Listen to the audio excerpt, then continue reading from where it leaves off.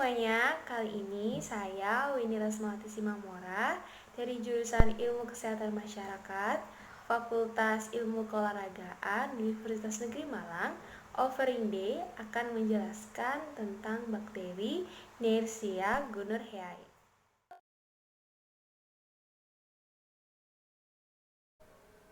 Jadi, Neisseria gonorrhoeae bisa kita sebut juga dengan gonokus. Gonokus adalah kokus gram negatif yang biasanya tidak berpasangan atau berkoloni paling kecil dan bersifat patogen pada manusia, serta memiliki ciri khas ditemukan bersama di dalam sel PMN. Di kali ini yang pertama yang akan kita bahas adalah taksonomi bakteri Neisseria gonorrhoeae. Berikut merupakan penjelasan dari taksonomi Neisseria gonorrhoeae. Jadi, bakteri Neisseria gonorrhoeae ini termasuk dalam kingdom bakteri. Kemudian filumnya adalah Proteobakteri. Kelasnya adalah Beta Proteobakteri, ordonya adalah Neissereales, familinya Neisseaceae, genusnya adalah Neisseria. Jadi spesies disebut adalah Neisseria gonorrhoeae.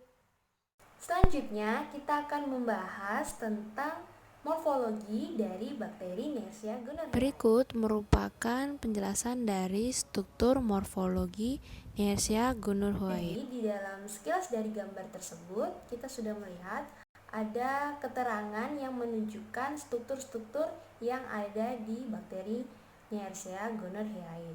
Di situ ada DNA-nya, ada ribosom, ada pili, ada dinding sel, ada membran selnya, dan juga bentuk dari bakteri Neisseria ini yang berbentuk kapsul.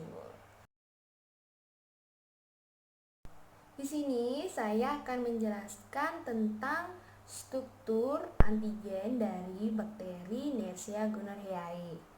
Jadi, struktur antigen ini dari Neisseria gonorrhoeae itu secara heterogen dan mampu mengubah struktur permukaannya menjadi in vitro dan mungkin in vivo untuk menghindari daya tahan tubuh penjamunya. Jadi, kita akan masuk ke dalam struktur permukaannya. Struktur permukaannya meliputi yang pertama adalah pili. Pili ini adalah anggota badan yang seperti rambut. Kalau tadi kita melihat di gambar, itu seperti rambut yang ada di pinggiran kapsul. Jadi dia menjulur keluar dan beberapa mikromilimeter dari permukaan gonococcus tadi. Yang kedua adalah por, atau bisa disebut juga dengan protein yang pertama. Jadi por ini menjulur dari membran sel gonococcus. Struktur ini muncul dalam trimers untuk memberikan pori-pori pada permukaan tempat beberapa nutrien yang akan masuk ke dalam selnya. Bentuk yang ketiga adalah OPA, atau bisa disebut juga dengan protein 2. Protein ini berfungsi pada adhesi gonococcus di dalam koloni dan pada pelekatan gonococcus ke sel penjamu, terutama sel yang mengekspresikan antigen carcinoem bryonik atau CD66.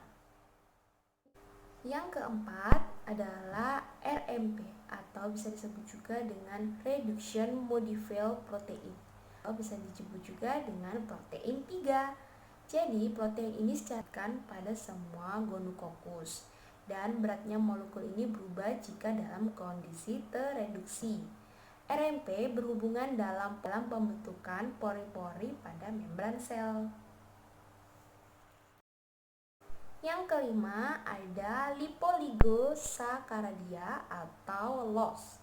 Berbeda dengan liposaccharidia pada batang entrigram, LPS gonococcus ini tidak mempunyai ranting ramping antigen O yang panjang dan kadang-kadang bisa disebut juga dengan polisakarida.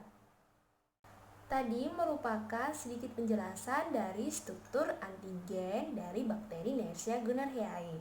Sekarang kita akan lanjut ke sesi berikutnya, yaitu patogenesis dari bakteri Neisseria gonorrhoeae. Patogenesis merupakan istilah kedokteran yang berasal dari bahasa Yunani, yaitu patho artinya penyakit dan genesis artinya penciptaan. Jadi, patogenesis merupakan keseluruhan proses perkembangan penyakit atau patogen, termasuk setiap tahap perkembangannya dan rantai kejadian menuju terjadinya patogen tersebut. Selanjutnya akan dijelaskan infeksi dari bakteri Neisseria gonorrhea pada lelaki, wanita, dan anak-anak. Dari patogenesis tersebut, kita bisa melihat akan terjadi infeksi bisa dari pria, wanita, ataupun anak-anak.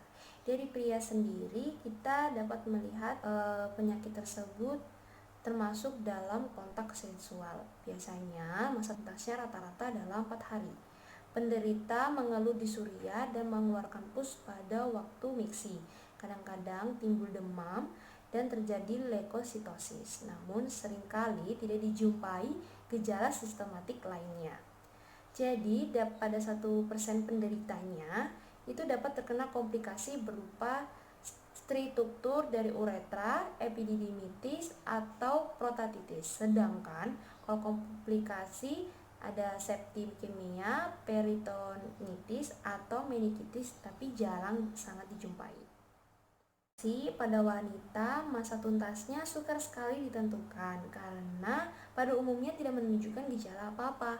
Bila ada gejala dapat berupa disuria atau polinuria, keluar getah dari vagina, demam atau nyeri perut.